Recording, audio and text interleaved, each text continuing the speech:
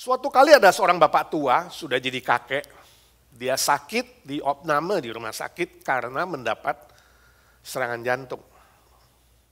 Lalu beberapa hari kemudian membaik.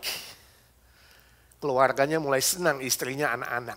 Dan yang lebih senang, istri dan anak-anaknya itu menerima kabar bahwa si bapak tua itu yang suka main lotre, loto, dapat hadiah besar 10 juta US dollar. Wah, jadi hadiah 10 million, saudara. Tapi selain senang mereka kaget juga. Ya, gimana kalau kabar ini dikasih tahu kepada si bapak? Ya, ini sakit jantung. Nah, kalau dia shock gimana? Ya, malah nanti semaput, malah bye-bye, ya kan? Jadi mereka itu bingung bagaimana ini menyampaikannya.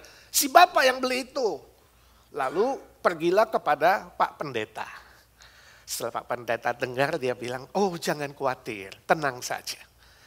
Besok saya yang akan sampaikan kepada si bapak. Pasti gak apa-apa, jangan khawatir. Jadi ceritanya besoknya si pendeta dan istrinya si bapak dan keluarga membesuk si bapak. Lalu ngobrol-ngobrol santai, Pak Pendeta membacakan ayat firman Tuhan, berdoa, kelihatan dia lebih seger. Kemudian Pak Pendeta bilang, Pak, boleh gak ngobrol-ngobrol nih ya? Saya ingin tanya, bagaimana kalau Bapak itu mendapat hadiah besar? Katakanlah menang lotre 10 juta US dollar. Si Bapak bilang, Pak Pendeta jangan bercanda, ini nyindir saya. Saya tahu sejak muda itu saya suka beli loto, tiap bulan pasti beli rutin dah, kadang 2 minggu sekali beli. Pak Pendeta kan sudah ingetin jangan beli, jangan beli. Sejak muda saya beli, sampai hari ini jadi engkong, gak pernah dapat 1 kali pun. Sorry ya Pak Pendeta, tapi habit ini gak bisa hilang, saya masih beli aja. Lalu Pak Pendeta bilang, ya saya cuma iseng-iseng tanya aja, bagaimana kalau benar-benar gak pernah dapat, tiba-tiba dapat 10 juta US dollar. Si bapak itu bilang, benar-benar nih ya. Ya kan Pak Pendeta pernah bilang, uang judi tidak boleh bawa ke gereja. Jadi ya saya gak kasih ke gereja. Persepuluhan juga enggak, uang judi.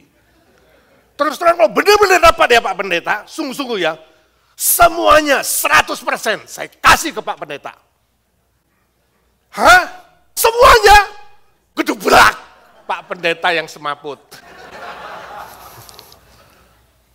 Saudara, ini hanya ilustrasi yang menceritakan kepada kita bahwa uang itu punya sebuah power yang besar. Uang punya sebuah kekuatan yang sangat besar yang bisa membuat manusia bahagia tapi juga bahaya. Ya kan? Bisa shock mati, bisa juga kemudian lebih bahagia. Bisa mengubah teman jadi musuh.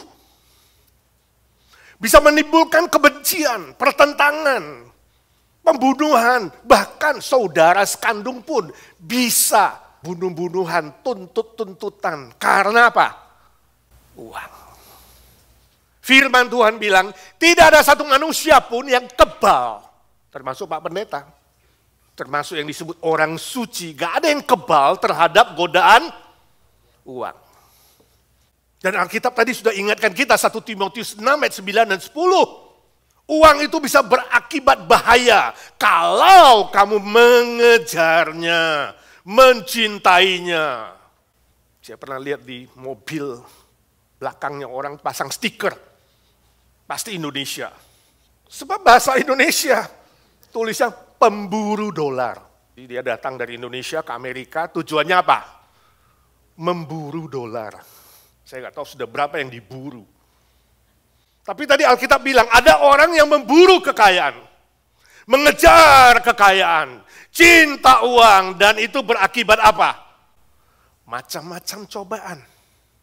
Masuk ke dalam jerat si iblis, masuk ke dalam nafsu kedagingan, menghancurkan masa depannya, membuat dia gagal, bahkan menuju kebinasaan. Kenapa? Sebab uang itu telah diubahnya, digantinya menjadi Tuhannya. Itu cinta uang. Dia menyiksa dirinya dalam berbagai macam duka, dan firman Tuhan mengatakan apa? Kehilangan iman karena uang.